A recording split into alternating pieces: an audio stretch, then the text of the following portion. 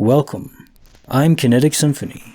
I hunt down and report on weird and true mysterious stories, from glitches to the paranormal. Did you know I have a Patreon? You can go over there and support the channel. Now onto the stories.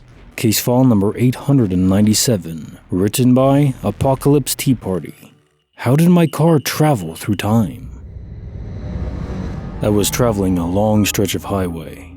It was early in the morning and the road was clear. I had my GPS on to give me an ETA and help me with the end of the journey. I knew I had to stay on the single highway until almost the very end. I had traveled this highway many times before, and I was familiar with the landmarks. There's a clump of trees in the middle of a field, then there's a farmer with the handmade political signs, then a blue barn, then there's an exit sign that's at a 45-degree angle. Subtle details interspersed across long stretches of empty fields, but I know them well. I was listening to my music, and was mildly annoyed every time the GPS paused to give me the next set of directions, but I tolerated it because I would need it when I reached my exit. In 2 miles, go straight on Highway XX. Go straight to stay on Highway XX. Then a few minutes later, in 2 miles, go straight to stay on Highway XX. Go straight to stay on Highway XX. This continued for several rounds until I slowly started to pull my attention from the constantly interrupting music to the GPS. When it would tell me to stay straight, there was no possible turnoff that it might be telling me to avoid. It was just a straight highway. Annoyed, I decided to turn off the GPS for the bulk of the journey and just use it instead as I neared my exit. As I reached for my phone to change a command, I noticed I was passing a derelict cheese shop that I had seen many times before. I deleted the GPS command and returned my attention to the road, only to see that same derelict cheese shop pass by again. The rest of the journey was uneventful, and as I approached my exit, I replaced the GPS command only to see my destination was immediately off the highway. But I also noticed that I was 11 minutes late from my original ETA. There had been no traffic or other reasons that I might have been delayed. The journey had only supposed to be just over an hour, but it had in fact taken closer to an hour and a half. Case notes for file 897. How did my car travel through time? Another car-based anomaly. I think it's travel distance related, meaning the more physical distance you travel, the greater your odds of encountering some type of space-time anomaly.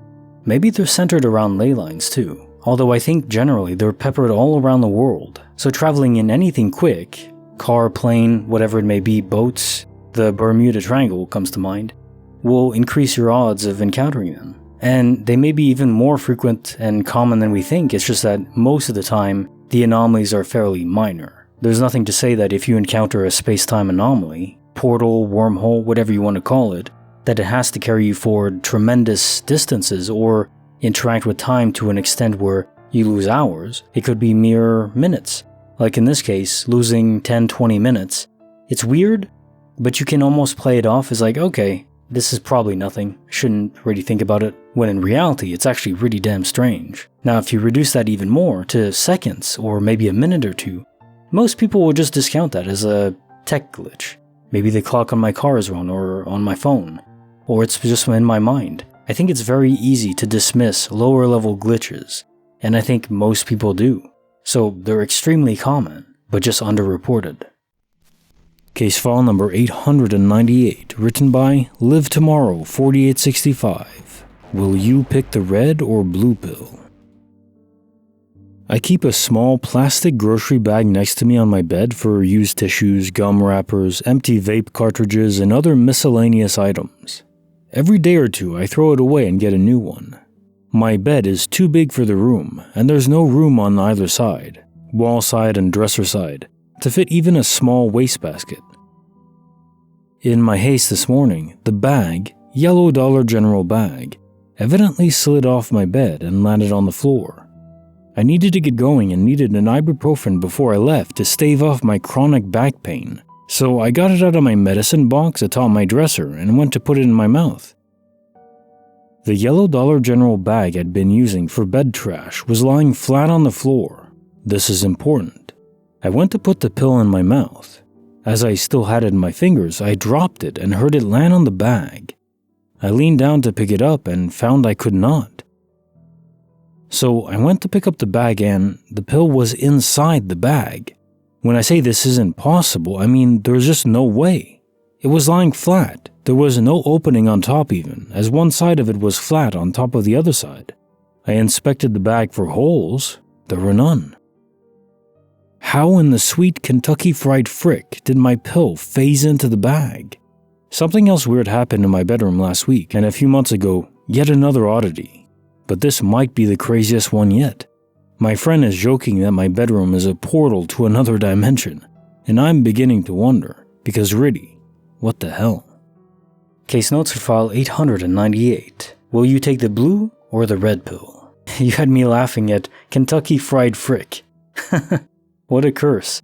I'm not really one to use curse words, but hey, I'll add that to my repertoire of curses right alongside Avada Kedavra. Now, as you further expand in the comments, you fully inspected the bag, all sides. There were no holes for it to have fallen into. It's not like a pill can hit carpet and then bounce into the opening at an angle. If it was hardwood floor, it would still be unlikely, but I suppose possible. But because it's carpet, there's no possible way for it to bounce. If you have carpet or a rug or something, go drop a pill on it and you'll see it doesn't move at all. The carpet absorbs all that kinetic energy. More than enough to prevent it from bouncing into a bag that's on its side. Now, it is possible that there was a pill already inside the bag and the one you saw inside the bag wasn't the one you dropped. However, you don't mention finding a pill outside of the bag, so probably not that. It could simply be that the pill phased through, de-rendered and re-rendered. Still odd though. Normally de-renders and re-renders don't happen that quickly. Creepy file number 73, written by Torbonfire. The Mortal Fragments. I attend a local college here, studying hard every day to try to make something of my life. None of my family had ever been to college, so it's a big step for me. Anyways, as a result, I live in an apartment with 2 roommates, walking distance from campus. I was attending classes on Friday. My friend Jessica always walks home with me, makes me feel more at ease with night walks, especially as the sun sets earlier today. Still light out, but not as much as during the summertime. We're both in our 20s and female, so best to err on the side of caution, right? As we're walking, I get that tingle on the back of your neck that people get when they think they're being watched. I quickly glance behind myself, but I don't see anyone. I didn't want to scare Jessica, so I told her I just thought I heard a squirrel or something like that. Yet I still felt very uneasy. Hard to place it into words, but I knew someone was there. Maybe in a parked car? We were nearly home, and I could see the walkway into the apartment complex just up ahead. But as we got to the door, there was a strange, clear plastic bag right at the threshold. You could see inside the bag very easily. I felt sick to my stomach instantly, even before seeing the contents of the bag. It was a bag full of bones. Logically, I knew, okay, this must be some sick prank, right? But internally, no. I knew these were real bones. Something about the texture made that intuitively clear to me. Jessica hadn't realized the horror right in front of her, but soon did. I didn't vomit. Jessica's stomach wasn't so ironclad. Not on the bag, but to the side of the walkway. After the shock wore off, I knew we had to immediately call the cops. My voice was shaky even trying to explain it. How the hell do you explain that there's a random bag of potentially human remains by your front door? The cops came quickly after the call, maybe 10 minutes at most. We were still just standing outside, though moved back significantly from the bag. We couldn't even go into our apartment that night. The police cordoned off the whole area. They never followed up with us, so I have no idea if this was some sick prank ultimately, or if it was a sick freak messing with us with real bones. I also did tell the cops that I felt something was watching us on our walk back, but as I had seen nothing, I doubt it helped them. This happened a couple weeks ago. Can't shake it, nor can Jessica. We still have to walk home each night, but have recruited the protection of a couple other friends to walk with us. Even though it's not a fast way back to their place, they're happy to do it.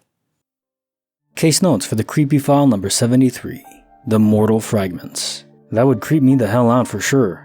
And it's the motivation that really gets to you.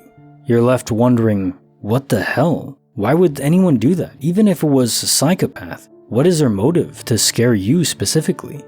Did he just pick a house at random? And of course you don't know if they really were human bones. Maybe. Could have been animal bones, made to look like human. Or maybe some sort of prop. Maybe it was some twisted prank that no one took credit for. I do believe your instincts are correct. You were being watched. We do have that sense of knowing. Maybe they were even watching from an adjacent apartment building. Could have been a parked car too, as you suggested. The only purpose this could possibly have served is to instill terror. That would be the only possible goal, no matter the intent if they were real bones or not. It takes a malicious mind to do that.